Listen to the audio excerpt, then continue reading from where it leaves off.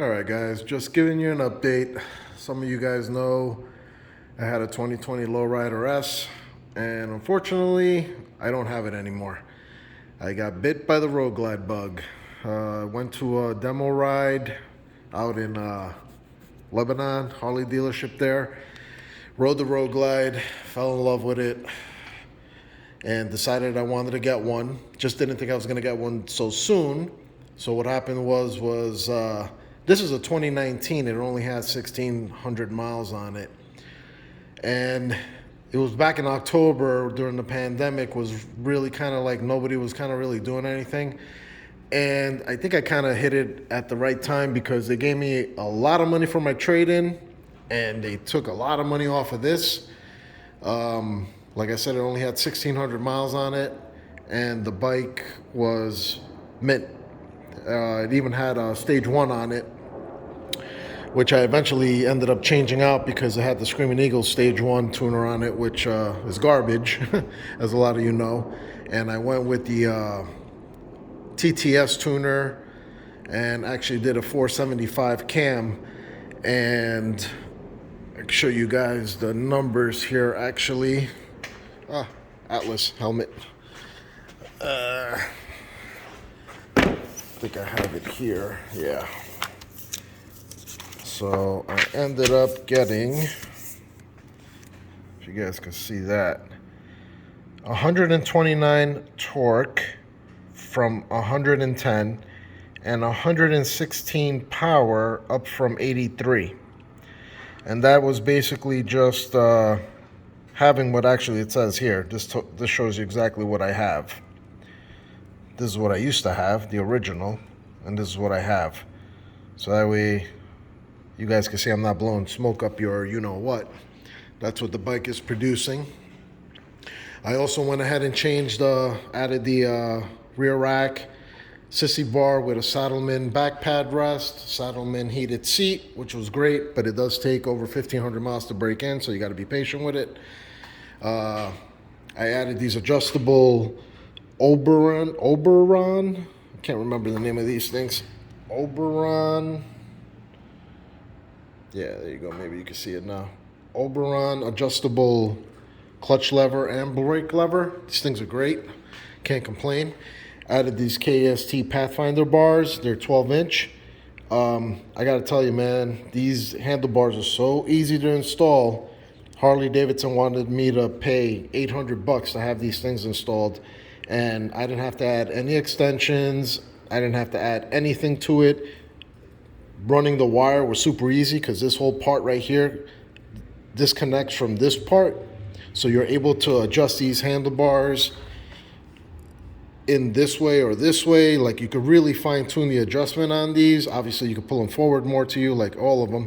But these here, you could turn them in and out this way since they pivot down at that connection. You could turn them this way or this way, and they're great bars. I can't complain. They're really nice. They're comfortable, easy to install. Definitely don't take it to anybody because it took me maybe 2.5 hours. Super easy, and I'm by no means, as some of you guys know from my other videos, I'm not a professional mechanic on these things or anything. I just take my time, and super easy to do. So if you guys have any questions on any of this stuff that I did to it, feel free to message me.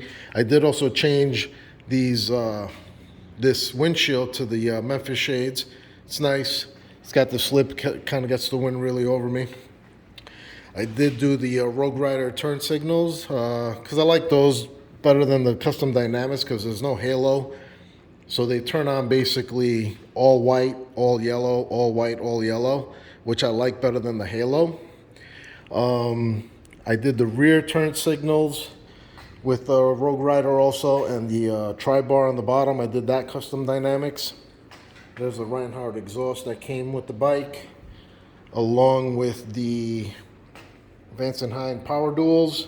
Changed the intake, and like I said before, I changed the cam. And the cam actually was took it to the mechanic that if you guys are familiar with Cycle Fanatics, it's the same mechanic he used. I actually was watching the build he was doing and really liked the mechanic, the way he explained stuff. I went over there, talked to him, Really smart guy. Won't blow any smoke up your ass on stuff that you don't need. I went in there with the idea of changing the oil pump, the cam chassis, and all this stuff, and he told me, look, you're just doing a cam. You don't need to spend the extra $700. Just upgrade to the new Harley Davidson oil pump so you don't have any more of those sumping issues. And that only cost me $150. So, like I said, that mechanic that I used, that is the same guy that John Bednarz from Cycle Fanatics used, JD Cycles. Really good mechanic, really smart, and he knows his stuff. So I definitely would recommend you take your bike to him if you're looking for someone to work on your bike, and will do a great job, because like I showed you on the dyno sheet, I got good numbers out of this thing. So I'm just going to turn this on for you guys, because I know that's what you really want to hear. You don't want to hear me talking. So, and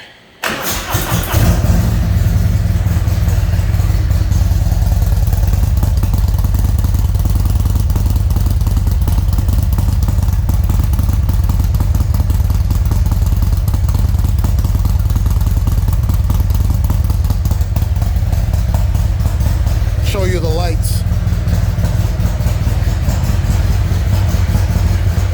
See what I'm saying? All yellow, all white, no halo.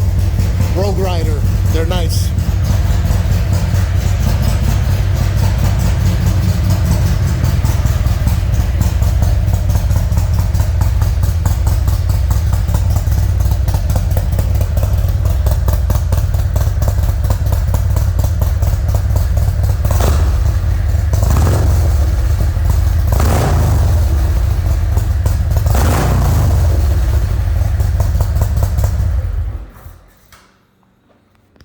Thing sounds like a beast. It's loud as heck. But yeah, it's definitely a lot different ride. Definitely a lot different than the power, the torque, and everything. Love it. Can't say anything more about it. That I'm completely happy with it. So if you guys have any questions or anything on the stuff that I did, feel free to message me. Oh, the other thing I could recommend you guys is this Genius battery tender. It's a 4-bank. It's like a smart tender. It's pretty good. If you guys look it up, I think it's about $180 when I bought it from Amazon. I don't know what it's at now, but that thing works great. That's why you guys probably see this different type of connection from your normal Harley Davidson one that everybody has. But yeah, it's a great. It's definitely a great battery tender, and don't mind the little fat boy there. My daughter built me that. She got it from me and built it for me. But yeah, if you guys have any questions on this bike, and once again, I'm sorry to you guys that were waiting for anything on the Lowrider S. Unfortunately, it just this fit me a lot better. I guess I was trying to make my Lowrider into a bagger, but at the end of the day, this just felt so much better. And I'm a lot happier. I haven't looked back since. Lowrider S is a great bike, but this just fits me better, and I'm a lot happier with it. So once again, if you guys have any questions or anything, or comments, because I know there's some comments out there, how can you do get rid of your Lowrider S for that? Or I don't know. I just went ahead and did it anyway. So if you guys have any questions on any of the stuff I did, or any questions on the mechanic I used, you could check out John Bednarz, Cycle Fanatics. He has that build series that they just did on his bike with the 128. You could get a real good idea of what the mechanic is like. And you could either message him or message me if you have any questions.